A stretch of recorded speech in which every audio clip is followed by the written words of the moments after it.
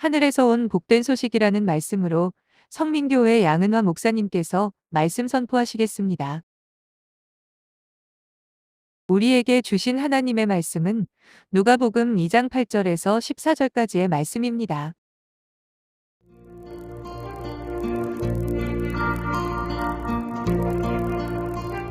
그 지역의 목자들이 밤에 밖에서 자기 양떼를 지키더니 주의 사자가 곁에 서고 주의 영광이 그들을 두루 비추매 크게 무서워하는지라. 천사가 이르되 무서워하지 말라. 보라, 내가 온 백성에게 미칠 큰 기쁨의 좋은 소식을 너희에게 전하노라. 오늘 다윗의 동네에 너희를 위하여 구주가 나셨으니 곧 그리스도 주시니라. 너희가 가서 강보에 쌓여 구유에 뉘어 있는 아기를 보리니 이것이 너희에게 표적이니라. 하더니 호련히 수많은 천군이 그 천사들과 함께 하나님을 찬송하여 이르되 지극히 높은 곳에서는 하나님께 영광이요 땅에서는 하나님이 기뻐하신 사람들 중에 평화로다 하니라.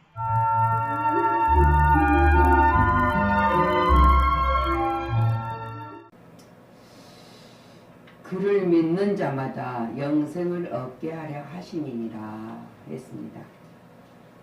신앙생활은 한마디로 말하면 주 안에서 기뻐하는 생활입니다. 그렇게 되어지려면 우리는 언제나 바른 관계성을 가져야 됩니다. 그리고 바른 기도도 해야 됩니다. 그리고 우리 모든 것도 바른 생각, 바른 행함이 있어야 합니다. 그것이 우리들의 신앙이고 주님과 관계성에서 올바른 신앙생활을 하고 있는 사실이 증언됩니다.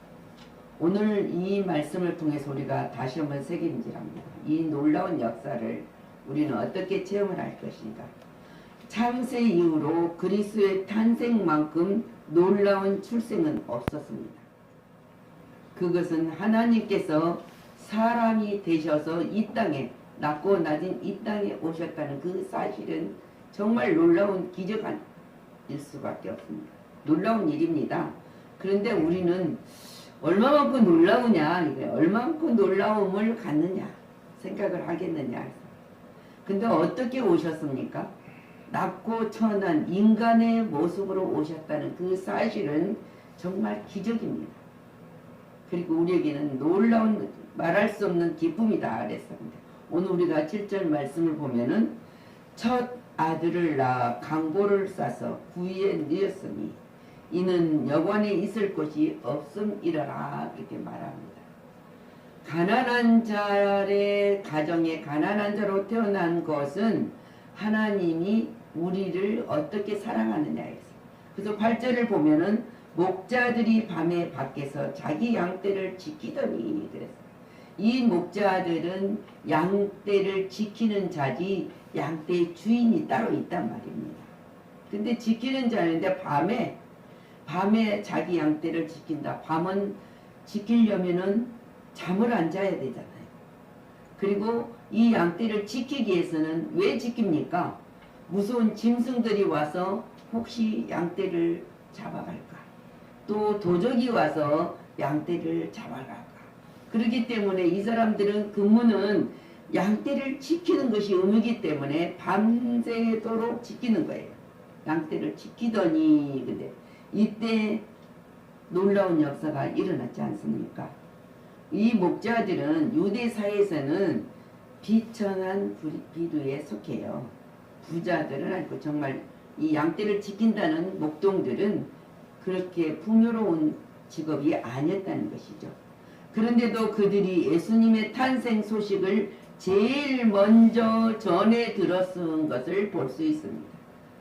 예수님이 이 말씀은 전해 들었다는 이 말씀은 예수님께서 소외당하고 천대받는 자들을 찾아오셨기 때문이에요.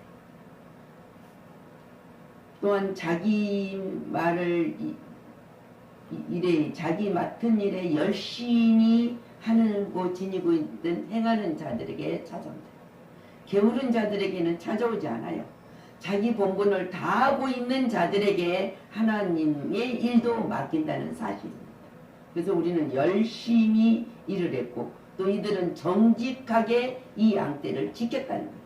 이 일을 할 때 우리가 주인의 눈가림으로 하지 말고 하나님이 보고 계시는 그 믿음의 백성들답게 정직하니 자기 맡은 바 공부를 다 해야 된다. 그래서 우리는 1년을 돌아보면서 이제는 한 주간 남아있지만은 주일은 마지막 주일로 하나님 앞에 예배를 드립니다. 그 예배를 드리는 자들이 어떻게 드리는 것인가 되돌아볼 수 있습니다. 이 예수님은 어떤 분이십니까? 창조주입니다. 창세전에 계신 창조주입니다. 또 무한한 하나님께서는 인간의 모습을 입으시고 이 땅에 오셨다는 그 사실을 우리는 믿는다. 그래서 하나님께서 인간의 몸을 입었다는 사실 자체가 또한 기적이지 않습니까? 그것도 우리를 위해 가장 선하고 낮은 말구이에 오셨다는 사실입니다. 하나님께서는 우리를 사랑하신다는 그것이 증거예요. 증거로 오셨단 말입니다. 그가 친히 육신을 입으시고 오셔서 죽으신 사실에 대해서 우리는 확증되는 것 되지 않습니까? 그 확증된 그 사실을 우리는 믿는단 말이에요. 믿고 하나님을 찬양할 수 있다는 것이죠. 그래서 로마서 5장 8절 말씀에 그러지 않습니까? 우리가 아직 죄인 되었을 때 그리스도께서 우리를 위하여 죽으심으로 하나님께서 우리에게 대한 자기의 사랑을 확증하셨느니라 그랬어요. 확증하셨다.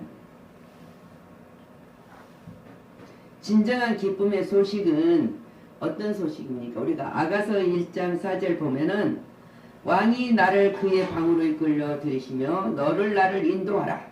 우리가 너를 따라 달려가리라. 우리가 너로 말미암아 기뻐하며 즐거워하리니 내 사랑이 포도주보다 더 진함이라.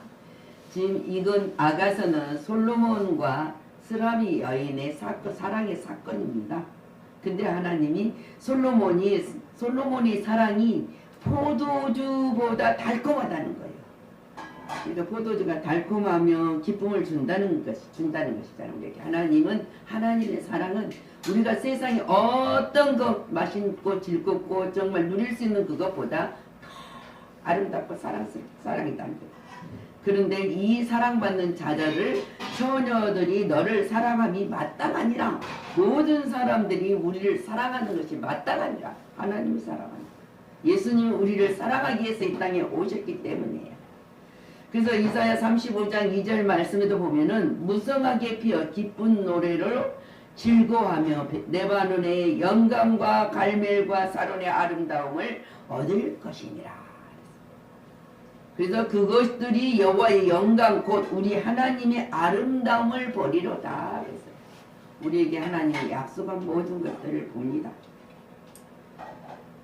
자, 예수님께서는 기쁨과 평화를 주시려고 오셨습니다.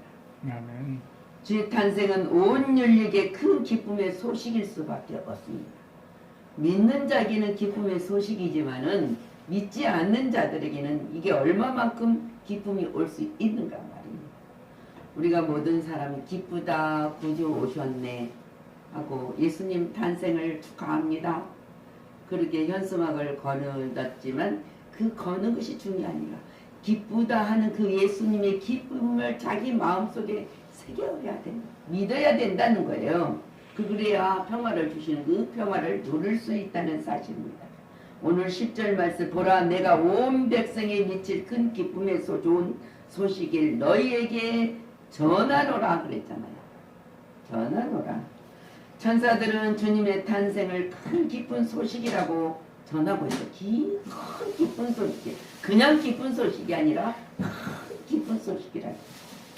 그리고 또 땅에서는 기뻐함심을 입는 자들 중에는 평화라고 선언해요. 평화. 우리에게는 모든 주시는 것이 평화라고 찬송을 하였습니다. 그리스도의 탄생의 순간은 온 세상을 뒤덮고 있던 흑암의 먹구름이 사라지는 순간입니다. 우리는 그렇기 때문에 그걸 믿는 거예요. 죄로부터 탈출구를 마련해 주셨기 때문에 이 순간은 구원에 실현되는 기쁨의 순간이고 사단과 싸움에서 승리하는 순간이란 말입니다. 예수님의 탄생. 근데 얼마나 우리가 기뻐하지 않을 수가 있습니까? 그리고 그래서 우리에게 주는 소망은 소망과 구원의 소식을 전해 주셨다는 사실입니다. 시편 39편 7절 말씀을 보면은 주여 이제 내가 무엇을 바라요? 나의 소망은 주께 있나이다 고백입니다. 바로 우리는 이 고백이 우리에게 이루어졌다는 거예요. 그래서 잠언 19장 8절 말씀에도 지혜를 얻는 자는 자기 영혼을 사랑하고 명철을 지키는 자는 복을 얻느니라 그랬습니다. 우리는 하나님의 소식, 조망과 구원의 소식을 듣는 자들은 항상 우리가 복을 얻는 자들이라는 사실을 우리는 믿습니다. 아멘.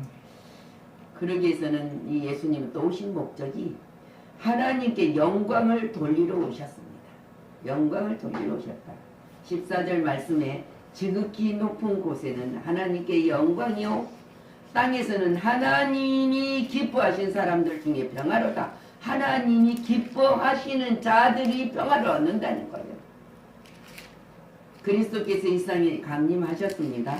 아멘. 하나님의 영광은 극치에 달하게 되었습니다. 아멘. 주님의 탄생과 그 죽으심을 통해서 하나님의 속성들 즉 공의와 거룩함과 자비와 그리고 지혜의 속성들이 영화롭게 드러나게 되었다는 사실입니다.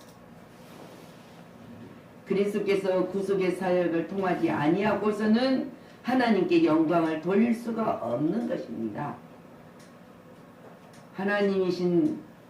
하나님이신 그리스도께서 인간의 몸을 입고 오셔서 우리에게 구원을 베푸신 것은 놀라운 사랑입니다. 사랑. 그 사랑이다. 그것이 바로 아가페 사랑입니다. 우리가 이 소식은 새로운 삶의 원동력이 되는 소식입니다. 다시 한번 우리가 원동력이 되는 소식이랍니다. 그냥 지나가는 것이 아닙니다. 그래서 고린도후서 5장 17절 말씀을 보면은 그런즉 누구든지 그리스도 안에 있으면 새로운 피조물이라. 이전 것은 지나갔으나 보라 새 것이 되었더라. 우리는 예수님이 오셨음으로 그 역사가 일어났다는 사건이 그래서 영적으로 거듭나게 하시는 것은 성령의 역사로 인해서 성도들이 제약된 삶에서 방식을 버리고 거룩한 삶을 추구하는 상태로 돌아왔다는 거죠. 그래서 그 예수님이 오시는 목적이에요. 자, 지금 우리가 성탄절은 복된 성탄절입니다. 고 고백을 합니다. 왜? 우리가 이 땅에 아기로 오신 예수님을 우리는 찬양하는 목적이 우리를 위해서 오셨기 때문에 찬양합니다. 평화의 왕으로 예수님을 찬양합니다. 왕으로 오신 예수님을 우리는 찬양합니다. 그냥 찬양합니다. 평화를 잃어버린 곳에 참 평화를 주시려고 예수님이 오셨습니다. 근심과 염려가 있는 곳에 위로와 용기를 주시려고 예수님이 오셨습니다. 아멘. 사랑이 없는 곳에 사랑을 주시려고 사랑하시려고 스스로 사랑의 제물로 오셨습니다. 절망 속에 사는 이들에게 소망을 주시려고 소망의 주님으로 오셨습니다. 외로움과 고독이 있는 곳에 함께 있어 주시려고 임마누엘로 우리와 함께 하시는 하나님이 오셨습니다. 아멘. 우리는 그 하나님을 찬양하고 그 하나님을 믿음으로 하나님께 영광을 돌리는 거룩한 백성으로 우리도 탄생이 됐다는 사실을 믿으시고 찬미의 제사를 드립니다. 하나님은 비천한 사람들만 드린 목자들을 구주 탄생 첫 소식을 들은 사람들로 첫 경배자로 또 첫 전도자로 택하여 주셨다는 사실입니다. 우리 그리스도시는 예수께서 비천하고 소외받은 죄인들의 친구로 오셨다는 사실을 다시금 우리에게 확인시켜주고 계십니다. 그래서 우리를 친구라고 하지 않습니까? 친구. 하나님이 우리를 친구라고 합니다. 그러므로 우리 모두 주 앞에서 흠과 점이 많아도 허물 많아도 우리를 기꺼이 받아주신 주님 그 주님이 믿음과 사랑으로 주님께 나가시기를 축원합니다. 아멘. 기도합니다. 주님 감사를 드립니다. 이 땅에 목수인 요셉의 가정에 마리아를 선택하시고 성령의 잉태신앙으로 이 땅에 낮고 낮은 천한 육체의 몸을 가지고 오셔서 죄와 허물로 죽었던 우리를 살리시게 하여서 평화의 왕으로 오셔서 사랑의 왕으로 오셔서 우리를 사랑하시고 구주로 우리가 영접할 수 있도록 허락하여 주신 하나님 감사를 드립니다. 우리가 이 주님이 오시는 목적을 우리가 잊지 않고 살아갈 수 있도록 한 해도 지키시고 보호하신 하나님 감사를 드립니다. 찬미의 제사 속에 하나님을 찬양하며 하나님을 의지하며 하나님으로부터 받는 그 놀라운 체험을 삶의 현장에 체험하면서 증언하면서 살아갈 수 있도록 허락하여 주신 하나님 감사를 드립니다. 모든 곳곳에서 하나님의 찬미의 제사를 드리지만은 온전히 그리스도인들이 하나님이 이 땅에 예수님이 오신 목적을 잊지 않고 살아갈 수 있도록 다시 한번 다짐하는 2022년 마무리를 잘하고 다시 한번 새로 시작되는 2023년을 달려갈 수 있도록 충만함으로 채워 주시옵소서. 모든 것이 주님의 영광이었음을 고백하며 감사하며 살아가는 거룩한 백성들이었음을 잊지 않고 살게 하여 주시니 감사를 드립니다. 모든 영광 주님께 돌리고 찬미의 제사를 드릴 수 있는 복을 주신 우리 주 예수 그리스도 이름으로 축복하고 기도하였습니다. 아멘.